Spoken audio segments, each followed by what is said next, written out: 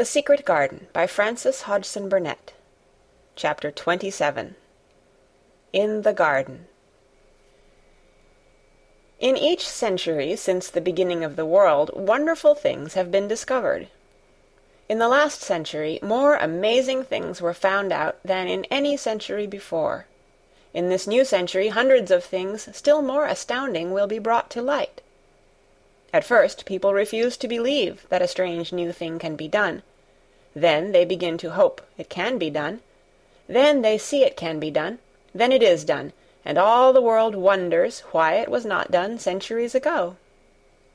One of the new things people began to find out in the last century was that thoughts, just mere thoughts, are as powerful as electric batteries, as good for one as sunlight is, or as bad for one as poison.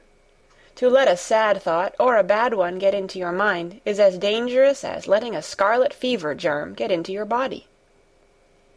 If you let it stay there after it has got in, you may never get over it as long as you live. So long as Mistress Mary's mind was full of disagreeable thoughts about her dislikes and sour opinions of people, and her determination not to be pleased by or interested in anything, she was a yellow-faced, sickly, bored and wretched child. Circumstances, however, were very kind to her, though she was not at all aware of it. They began to push her about for her own good. When her mind gradually filled itself with robins, and moorland cottages crowded with children, with queer crabbed old gardeners and common little Yorkshire housemaids, with springtime and with secret gardens coming alive day by day, and also with a moor boy and his creatures, there was no room left for the disagreeable thoughts which affected her liver and her digestion, and made her yellow and tired. So long as Colin shut himself up in his room and thought only of his fears and weakness, and his detestation of people who looked at him, and reflected hourly on humps and early death, he was a hysterical, half-crazy little hypochondriac, who knew nothing of the sunshine and the spring, and also did not know that he could get well and could stand upon his feet if he tried to do it. When new, beautiful thoughts began to push out the old hideous ones, life began to come back to him, his blood ran healthily through his veins, and strength poured into him like a flood. His scientific experiment was quite practical and simple, and there was nothing weird about it at all. Much more surprising things can happen to anyone who, when a disagreeable or discouraged thought comes into his mind, just has the sense to remember in time and push it out by putting in an agreeable, determinedly courageous one. Two things cannot be in one place. Where you tend a rose, my lad, a thistle cannot grow.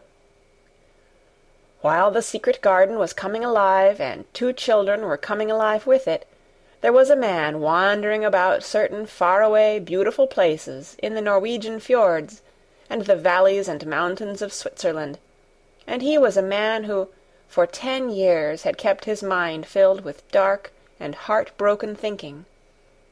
He had not been courageous. He had never tried to put any other thoughts in the place of the dark ones. He had wandered by blue lakes and thought them. He had lain on mountain-sides with sheets of deep blue gentians blooming all about him, and flower-breaths filling all the air, and he had thought them. A terrible sorrow had fallen upon him when he had been happy, and he had let his soul fill itself with blackness, and had refused obstinately to allow any rift of light to pierce through. He had forgotten and deserted his home and his duties.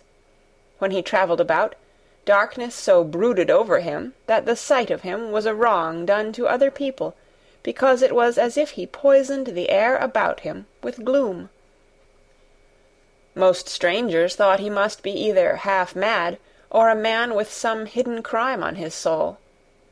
He was a tall man with a drawn face and crooked shoulders, and the name he always entered on hotel registers was Archibald Craven, Misselthwaite Manor, Yorkshire, England. He had travelled far and wide since the day he saw Mistress Mary in his study, and told her she might have her bit of earth. He had been in the most beautiful places in Europe, though he had remained nowhere more than a few days. He had chosen the quietest and remotest spots.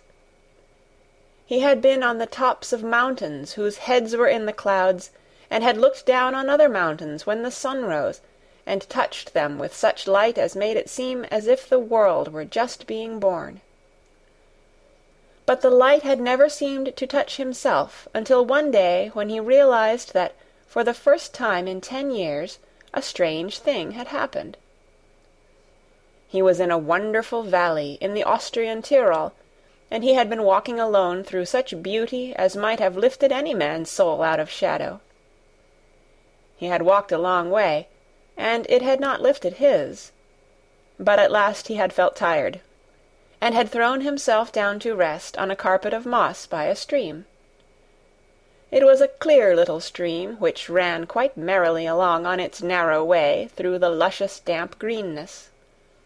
Sometimes it made a sound rather like very low laughter, as it bubbled over and round stones.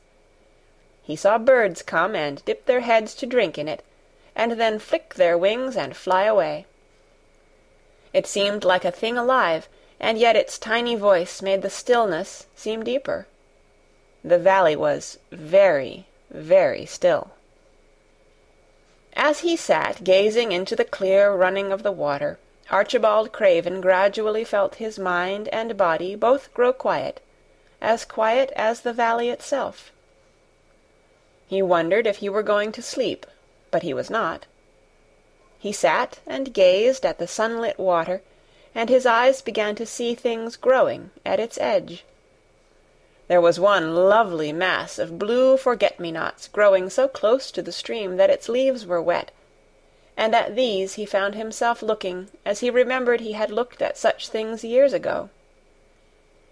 He was actually thinking tenderly how lovely it was, and what wonders of blue its hundreds of little blossoms were. He did not know that just that simple thought was slowly filling his mind, filling and filling it, until other things were softly pushed aside. It was as if a sweet, clear spring had begun to rise in a stagnant pool, and had risen and risen until at last it swept the dark water away. But of course he did not think of this himself. He only knew that the valley seemed to grow quieter and quieter as he sat and stared at the bright, delicate blueness. He did not know how long he sat there, or what was happening to him, but at last he moved as if he were awakening, and he got up slowly and stood on the moss carpet, drawing a long, deep, soft breath and wondering at himself. Something seemed to have been unbound and released in him, very quietly. "What is it?" he said, almost in a whisper, and he passed his hand over his forehead. "I almost feel as if I were alive." I do not know enough about the wonderfulness of undiscovered things to be able to explain how this had happened to him. Neither does anyone else yet. He did not understand at all himself, but he remembered this strange hour months afterward when he was at Misselthwaite again, and he found out quite by accident that on this very day Colin had cried out as he went into the secret garden, "I am going to live for ever and ever and ever." The singular calmness remained with him the rest of the evening, and he slept a new, reposeful sleep, but it was not with him very long.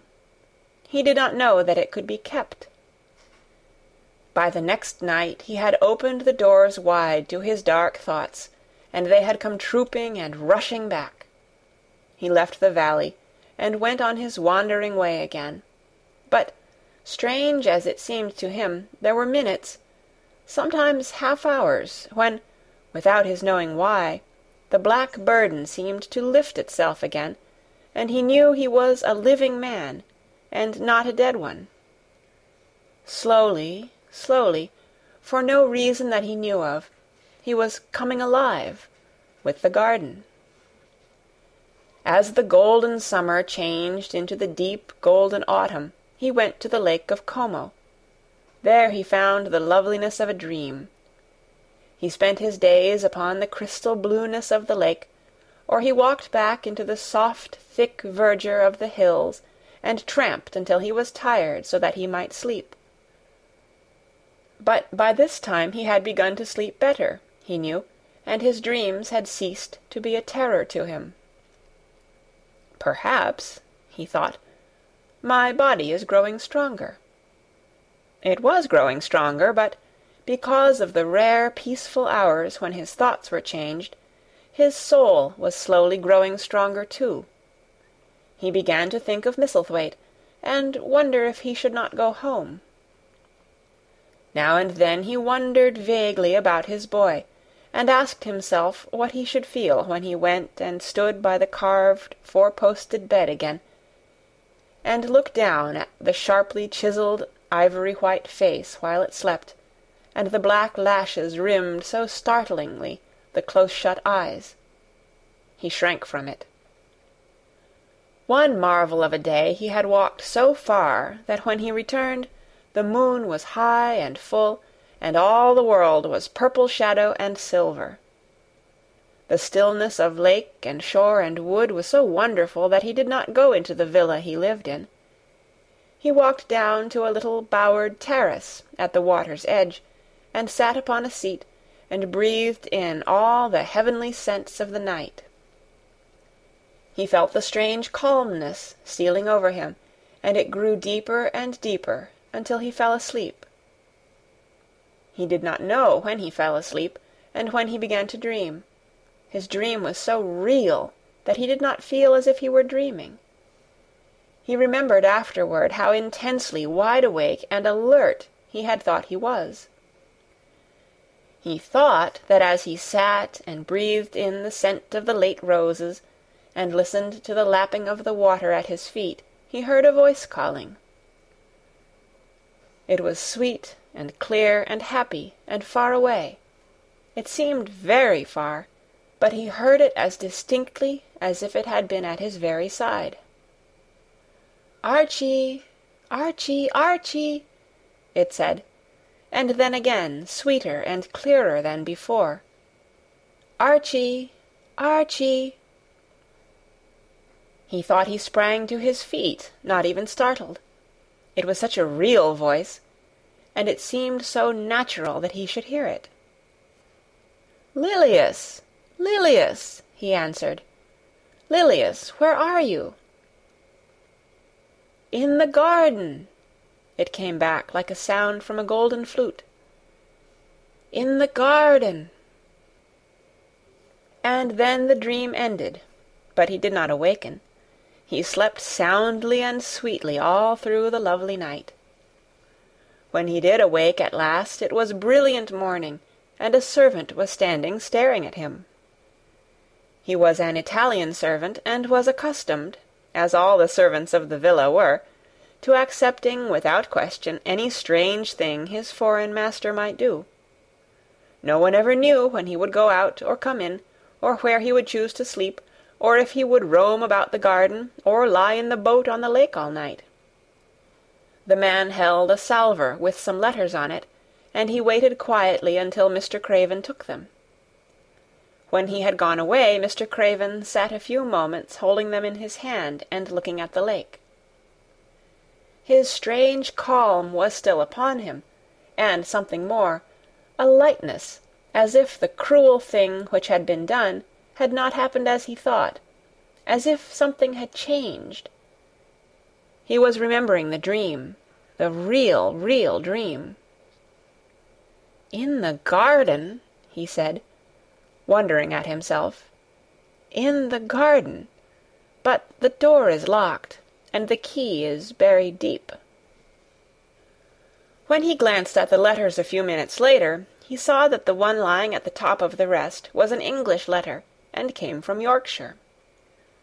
It was directed in a plain woman's hand, but it was not a hand he knew. He opened it, scarcely thinking of the writer, but the first words attracted his attention at once. "Dear Sir, I am Susan Sowerby, that made bold to speak to you once on the moor. It was about Miss Mary I spoke. I will make bold to speak again. Please, sir, I would come home, if I was you. I think you would be glad to come, and, if you will excuse me, sir, I think your lady would ask you to come, if she was here. Your obedient servant, Susan Sowerby. Mr. Craven read the letter twice before he put it back in its envelope. He kept thinking about the dream. "I will go back to Misselthwaite," he said. "Yes, I'll go at once." And he went through the garden to the villa, and ordered Pitcher to prepare for his return to England. In a few days he was in Yorkshire again, and on his long railroad journey he found himself thinking of his boy as he had never thought in all the 10 years past. During those years he had only wished to forget him. Now, though he did not intend to think about him, memories of him constantly drifted into his mind. He remembered the black days when he had raved like a madman because the child was alive and the mother was dead. He had refused to see it, and when he had gone to look at it at last, it had been such a weak, wretched thing that everyone had been sure it would die in a few days. But, to the surprise of those who took care of it, the days passed, and it lived, and then everyone believed it would be a deformed and crippled creature. He had not meant to be a bad father, but he had not felt like a father at all. He had supplied doctors and nurses and luxuries, but he had shrunk from the mere thought of the boy, and had buried himself in his own misery. The first time after a year's absence he returned to Misselthwaite, and the small, miserable-looking thing languidly and indifferently lifted to his face the great grey eyes with black lashes round them, so like, and yet so horribly unlike the happy eyes he had adored, he could not bear the sight of them, and turned away, pale as death. After that he scarcely ever saw him except when he was asleep, and all he knew of him was that he was a confirmed invalid, with a vicious, hysterical, half-insane temper. He could only be kept from furies dangerous to himself by being given his own way in every detail. All this was not an uplifting thing to recall, but as the train whirled him through mountain passes and golden plains, the man who was coming alive began to think in a new way, and he thought long and steadily and deeply. "Perhaps I have been all wrong for 10 years," he said to himself. 10 years is a long time. It may be too late to do anything, quite too late. What have I been thinking of? Of course, this was the wrong magic, to begin by saying too late. Even Colin could have told him that. But he knew nothing of magic, either black or white. This he had yet to learn. He wondered if Susan Sowerby had taken courage and written to him only because the motherly creature had realized that the boy was much worse, was fatally ill. If he had not been under the spell of the curious calmness which had taken possession of him, he would have been more wretched than ever. But the calm had brought a sort of courage and hope with it. Instead of giving way to thoughts of the worst, he actually found he was trying to believe in better things. Could it be possible that she sees that I may be able to do him good and control him? He thought. I will go and see her on my way to Misselthwaite. But when on his way across the moor he stopped the carriage at the cottage, 7 or 8 children who were playing about gathered in a group, and bobbing 7 or 8 friendly and polite curtsies, told him that their mother had gone to the other side of the moor early in the morning to help a woman who had a new baby. Our Dickon, they volunteered, was over at the manor, working in one of the gardens, where he went several days each week. Mr. Craven looked over the collection of sturdy little bodies and round, red-cheeked faces, each one grinning in its own particular way, and he awoke to the fact that they were a healthy, likeable lot. He smiled at their friendly grins, and took a golden sovereign from his pocket, and gave it to our Lisbeth Ellen, who was the oldest. "If you divide that into 8 parts, there will be half a crown for each of you," he said. Then, amid grins and chuckles and bobbing of curtsies, he drove away, leaving ecstasy and nudging elbows and little jumps of joy behind. The drive across the wonderfulness of the moor was a soothing thing. Why did it seem to give him a sense of home-coming, which he had been sure he could never feel again, that sense of the beauty of land and sky and purple bloom of distance, and a warming of the heart at drawing nearer to the great old house, which had held those of his blood for 600 years. How he had driven away from it the last time, shuddering to think of its closed rooms, and the boy lying in the four-posted bed with the brocaded hangings. Was it possible that perhaps he might find him changed a little for the better, and that he might overcome his shrinking from him? How real that dream had been! How wonderful and clear the voice which called back to him, "In the garden! In the garden!" "I will try to find the key," he said. "I will try to open the door. I must, though I don't know why." When he arrived at the manor, the servants who received him with the usual ceremony noticed that he looked better, and that he did not go to the remote rooms where he usually lived, attended by Pitcher. He went into the library and sent for Mrs. Medlock.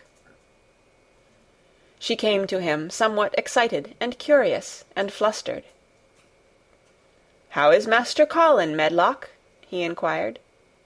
"Well, sir," Mrs. Medlock answered. He's different, in a manner of speaking." "Worse?" he suggested. Mrs. Medlock really was flushed.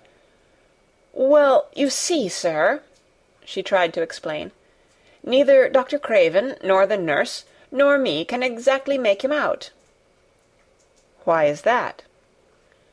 "To tell the truth, sir, Master Colin might be better, and he might be changing for the worse. His appetite, sir, is past understanding, and his ways—" "Has he become more peculiar?" her master asked, knitting his brows anxiously. "That's it, sir. He's growing very peculiar, when you compare him with what he used to be. He used to eat nothing, and then suddenly he began to eat something enormous, and then he stopped again all at once, and the meals were sent back just as they used to be. You never knew, sir, perhaps, that out of doors he would never let himself be taken.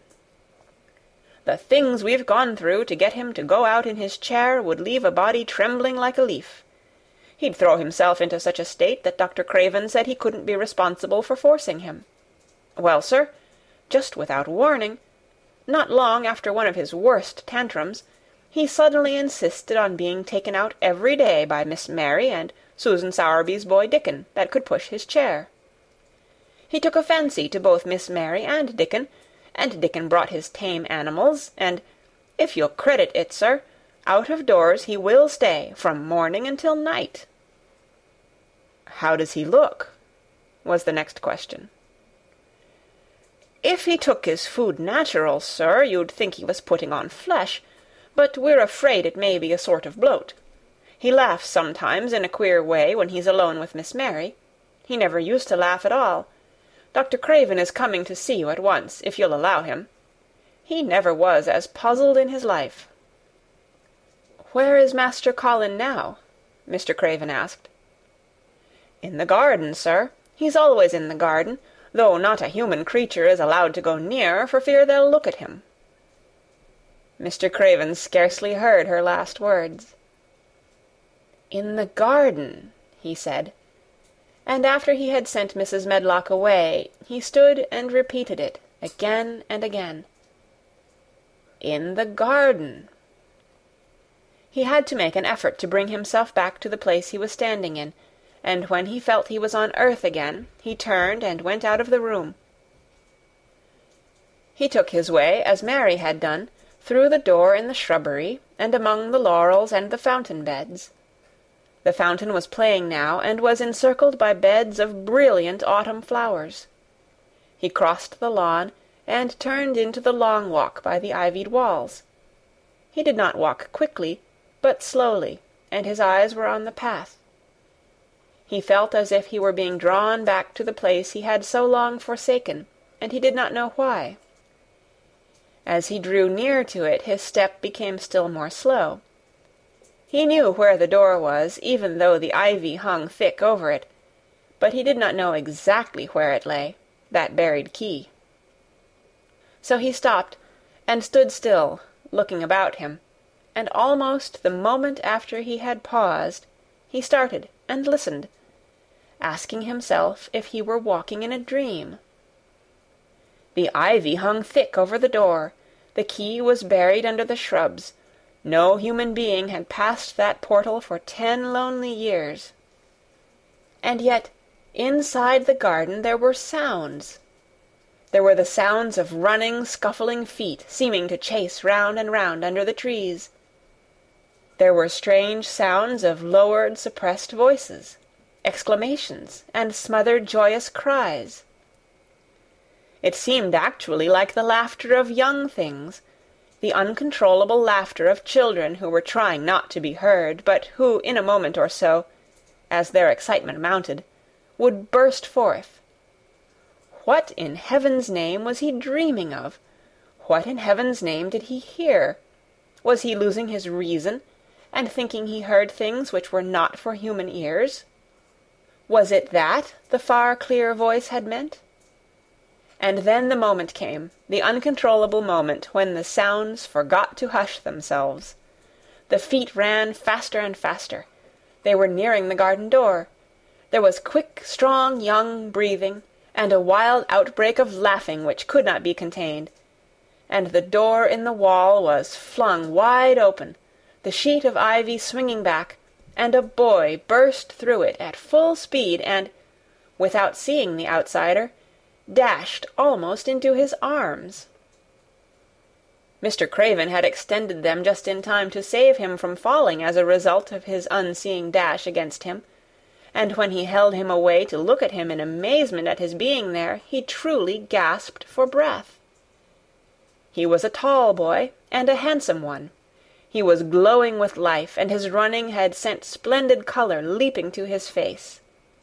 He threw the thick hair back from his forehead, and lifted a pair of strange grey eyes full of boyish laughter, and rimmed with black lashes like a fringe. It was the eyes which made Mr. Craven gasp for breath. "Who? What? Who?" he stammered. This was not what Colin had expected. This was not what he had planned. He had never thought of such a meeting, and yet to come dashing out, winning a race, perhaps it was even better. He drew himself up to his very tallest. Mary, who had been running with him and had dashed through the door too, believed that he managed to make himself look taller than he had ever looked before, inches taller. "Father," he said, "I'm Colin. You can't believe it. I scarcely can myself. I'm Colin."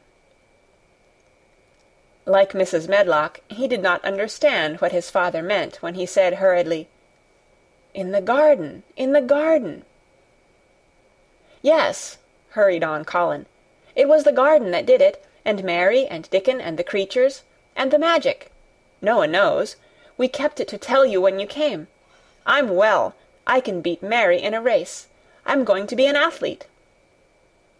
He said it all so like a healthy boy, his face flushed, his words tumbling over each other in his eagerness, that Mr. Craven's soul shook with unbelieving joy. Colin put out his hand and laid it on his father's arm. "Aren't you glad, father?" he ended. "Aren't you glad? I'm going to live for ever and ever and ever." Mr. Craven put his hands on both the boy's shoulders and held him still. He knew he dared not even try to speak for a moment. "Take me into the garden, my boy," he said at last, "and tell me all about it." And so they led him in. The place was a wilderness of autumn gold and purple and violet blue and flaming scarlet, and on every side were sheaves of late lilies standing together. lilies which were white, or white and ruby. He remembered well when the first of them had been planted that just at this season of the year their late glories should reveal themselves. Late roses climbed and hung and clustered, and the sunshine deepening the hue of the yellowing trees made one feel that one stood in an embowered temple of gold. The newcomer stood silent just as the children had done when they came into its greyness. He looked round and round. "I thought it would be dead," he said. "Mary thought so at first," said Colin, "but it came alive." Then they sat down under their tree, all but Colin, who wanted to stand while he told the story. It was the strangest thing he had ever heard, Archibald Craven thought, as it was poured forth in headlong boy fashion. Mystery and magic and wild creatures, the weird midnight meeting, the coming of the spring, the passion of insulted pride which had dragged the young Rajah to his feet to defy old Ben Weatherstaff to his face. The odd companionship, the play-acting, the great secret so carefully kept. The listener laughed until tears came into his eyes, and sometimes tears came into his eyes when he was not laughing. The athlete, the lecturer, the scientific discoverer was a laughable, lovable, healthy young human thing. "Now," he said at the end of the story, "it need not be a secret any more. I dare say it will frighten them nearly into fits when they see me. But I am never going to get into the chair again. I shall walk back with you, father, to the house." Ben Weatherstaff's duties rarely took him away from the gardens, but on this occasion he made an excuse to carry some vegetables to the kitchen, and being invited into the servants' hall by Mrs. Medlock to drink a glass of beer, he was on the spot, as he had hoped to be, when the most dramatic event Misselthwaite Manor had seen during the present generation actually took place. One of the windows looking upon the courtyard gave also a glimpse of the lawn. Mrs. Medlock, knowing Ben had come from the gardens, hoped that he might have caught sight of his master, and even by chance of his meeting with Master Colin. "Did you see either of them, Weatherstaff?" she asked. Ben took his beer-mug from his mouth and wiped his lips with the back of his hand. "Aye, that I did," he answered with a shrewdly significant air. "Both of them?" suggested Mrs. Medlock. "Both of 'em," returned Ben Weatherstaff. "Thank you kindly, ma'am. I could sup up another mug of it."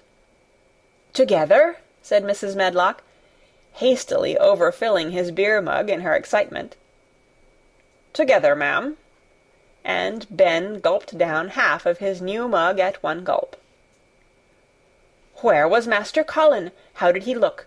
What did they say to each other?" "I didna hear that," said Ben, "along o' only being on the step-ladder looking over the wall. But I'll tell thee this, there's been things going on outside as you house-people knows nowt about, and what thou'll find out soon." And it was not 2 minutes before he swallowed the last of his beer, and waved his mug solemnly toward the window which took in through the shrubbery a piece of the lawn. "Look there," he said, "if thou's curious. Look what's comin' across the grass." When Mrs. Medlock looked, she threw up her hands and gave a little shriek, and every man and woman servant within hearing bolted across the servants' hall, and stood looking through the window with their eyes almost starting out of their heads. Across the lawn came the master of Misselthwaite, and he looked as many of them had never seen him, and by his side, with his head up in the air, and his eyes full of laughter, walked as strongly and steadily as any boy in Yorkshire, Master Colin. End of chapter 27, and the end of The Secret Garden by Frances Hodgson Burnett. Read by Kara Shallenberg on February 20th, 2006, in Oceanside, California.